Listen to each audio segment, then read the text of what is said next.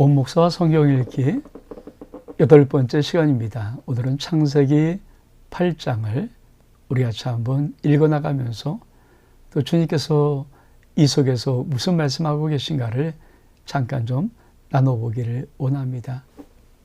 우리 한번 말씀을 같이 한번 보겠습니다. 창세기 8장은 홍수가 그치다라는 소제목으로 출발합니다. 우리 같이 한번 읽어볼까요?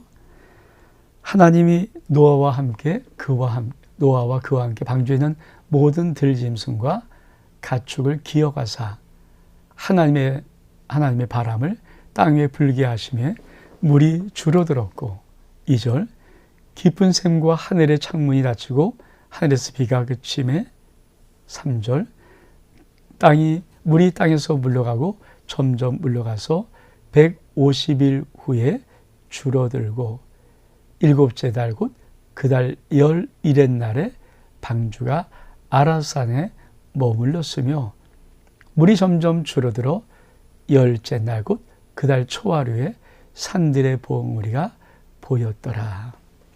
우리가 하나님이 노아 때 홍수로 심판하셨지만 그 심판이 영원한 심판이 아님을 우리는 알아야 합니다. 그래서 홍수가 그치는 것이죠. 그래서 뭐라고 말합니까? 우리 한번 하나씩 한번 봐볼까요? 첫 번째, 기억이라는 단어입니다. 하나님이 노아와 그와 함께 방주된 모든 들짐승 가축을 기억하사. 그렇죠. 우리가 이 기억이라는 단어, 하나님이 기억하시는구나. 하나님이 우리를 기억하시는 거죠. 참 중요한 단어 중에 하나입니다. 하나님은 약속을 기억하시는 분, 하나님은 나를 기억하시는 분, 기억하고 계시는 거예요. 그래서 우리 하나님이 어떤 행동을 일으킬 때, 어떤 결정을 하실 때 우리를 생각해 보시는 하나님, 우리가 그런 하나님을 신뢰할 수 있다면 얼마큼 좋을까요? 그리고 뭡니까? 하나님이 어떻게 홍수를 그치게 하시면서 이 물을 빼시는가? 바람입니다. 바람을 불게 해서 물을 줄어들게 하시는 하나님. 참 그렇잖아요. 참 멋있죠? 하나님께서 급한 바람을 일으켜서 물을 계속 말려버리시는 그 하나님. 그뿐이 아니죠.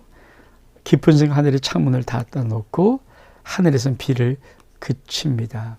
그리고 그 홍수가 그쳤던 시간이 날짜 중요하지 않지만 그래도 얼마만큼 150일 후에 150일 정도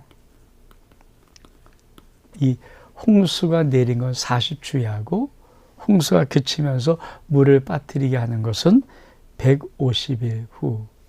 그리고 방주는 물이 점점 빠져들면서 방주가 도착한 것은 아라랏산. 그러니까 장소를 밝혀 놓으십니다. 미지의 장소가 아니라 나중에 혹시 인간들이 정말 과학이 발달되고 문명이 발달하면 이 아라랏산에 가서 방주를 찾을 수 있을까? 얼마 전에겠죠.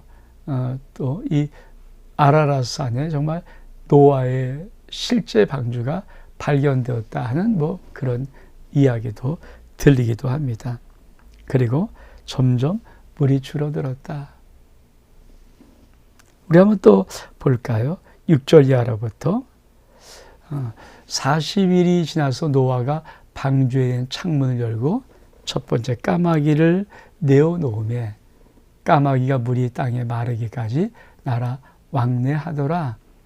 그가 또 비둘기를 내놓아 지면에서 물이 줄었을는지를 알고자 하며 온 지면에 물이 있으므로 비둘기가 발붙일 곳이 찾지 못하고 방주로 돌아와 그에게로 오는지라.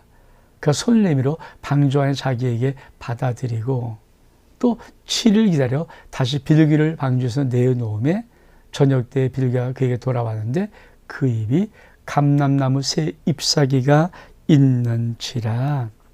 이에 노아가 땅에 물이 줄어든 줄을 알았으며 또 7일 기다려 비둘기를 내어놓으며 다시는 그에게로 돌아오지 아니하였더라. 그렇습니다. 우리가 하나님께서 노아에게 방주를 그렇죠 이렇게 홍수를 칠한 다음에 노아가 이제 얼마큼 물이 거치고 또 나갈 만한 것을 그렇죠 어떻게 알 수 있도록 지혜를 줬을까요? 새를 통해서. 첫 번째는 까마귀. 근데 이 까마귀는 돌아오지 않아요. 뭐 이제 혹자들은 이 까마귀가 사람들이 뭐 동물들의 그 썩은 사체를 먹을 수 있는 새기 때문에 부정한 새기 때문에 아마 뭐 돌아오지 않았을 것이다. 뭐 이런 얘기도 하는데 어떻든 두 번째는 비둘기. 비둘기가 날아가는데 발 붙일 데가 없어요. 그 물만 아직도 가득 찼으니까 다시 돌아왔습니다. 다시 또 7일 후에 비둘기를 내보내니까 비둘기가 새롭게 싹이 나는 감람나무 잎새기 하나를 물고 와서 노아의 마음속에 이제 물이 줄어들었구나. 다시 그리고 7일 기다렸다가 비둘기를 내니까 비둘기가 돌아오잖아요. 이게 뭡니까? 그가 머물 수 있는 것이 생겼다 있는 것이죠. 그래서 어떻게 됐습니까? 다시 한번 우리가 보면은 13절에 601년 곧 첫째 달 곧 그 달 초하루에 땅 위에서 물이 거친지라. 노아가 방주 뚜껑을 제치고 본즉 지면에 물이 거쳤더라. 둘째 달 21의 날에 땅이 말랐더라. 하나님이 노아에게 이르시되 너는 내 아내와 내 아들들과 내 며느리와 함께 방주에서 나오고 너와 함께 한 모든 혈육 있는 생물과 새와 가축과 땅에 기는 모든 것을 다 이끌어내라. 이것들이 땅에 생육하고 땅에서 번성하리라. 노아와 그 아들과 그 아내와 그 며느리와 함께 나왔고 땅의 동물 곧 모든 짐승과 모든 기는 것과 모든 새와 그 종류대로 방주에서 나왔더라. 드디어 이제 방주의 문이 열리고 그렇죠. 모든 노아의 가족뿐 아니라 방주에 있던 모든 그런 동물들, 짐승들이 다 나오게 되었습니다. 그리고는 제일 처음에 한 것이 무엇일까요? 오늘 이 8장의 키이기도 합니다. 우리 같이 한번 볼까요? 8장 2절 소제목은 노아가 번제를 드리다. 노아가 여호와 기천을 쌓고 모든 정결한 짐승과 모든 정결한 새 중에서 제물을 취하여 번제로 제단에 드렸더니 여호와께서 그 향기를 받으시고 그 중심에 이르시되 내가 다시는 사람으로 말미암아 땅을 저주하지 아니하리니 이 사람의 마음의 계획이 하는 바가 어려서부터 악함이라. 내가 전에 행한 같이 모든 생물을 다시 멸하지 아니하리니 땅이 있을 동안은 심음과 거듭과 추위와 더위와 여름과 겨울과 낮과 밤이 쉬지 아니하리라. 우리가 노아가 방주에 나오면서 제일 처음 했던 것이 뭡니까? 하나님 앞에 제사를 드리는 거예요. 여러분, 사실 하나님께서 노아를 통해서도 하고 싶었던 것이 뭘까요? 예배자입니다. 예배자. 우리가 하나님의 은혜를 받은 자, 하나님의 사랑을 아는 자, 하나님의 무엇인가 감사할 수, 고백할 수 있는 것이 있는 자들, 가장 먼저 할 것이 뭘까요? 예배를 드리는. 그러면 우리가 다시 한번, 자, 노아 홍수 이전에 어떤 일이 벌어졌죠? 그렇죠?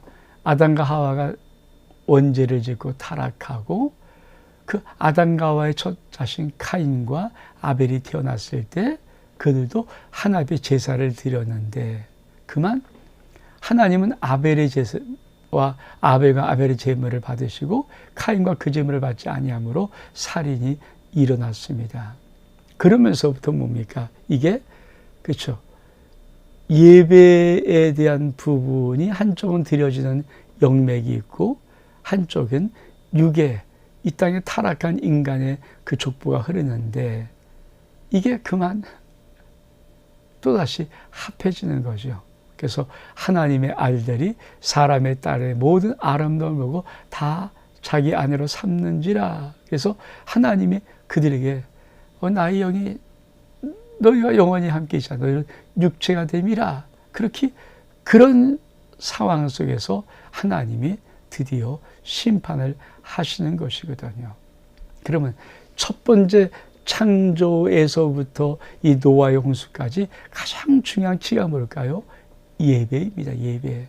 예배를 드릴 수 있고 예배를 실패했던 것들. 그래서 이 노아가 다시 한번 그죠? 홍수가 끝난 다음에 하나님 모든 것을 심판하신 후에 다시 한번 방주에서 나왔을 때 노아는 제일 처음 무엇을 했을까요? 하나님 앞에 예배의 성공자, 예배를 드리는 거예요. 그래서 우리가 이 창세기 8장을 대해서 꼭 한번 알아야 할 것은 하나님이 처음부터 불렀던 이 놀라운 구원의 역사 속에 하나님이 창조 역사 속에 하나님의 관점이 뭘까? 예배자를 찾습니다.